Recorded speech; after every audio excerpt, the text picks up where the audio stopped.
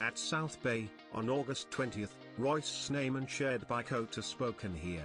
Ephesians 4:32 says be kind to one another. Colossians 3:13 Message version says be content with second place and quick to forgive. Romans 12:10 says be affectionate with brotherly love. These are easy to read but difficult to do.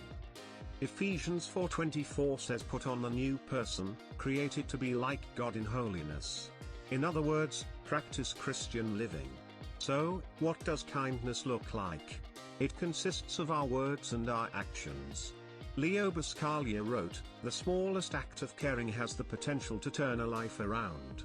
According to Ephesians 4:31, we need to put away bitterness, slander, wrath, anger, and discord. What is BYKOTA? It is be ye kind one to another, Ephesians 4:32 King James Version.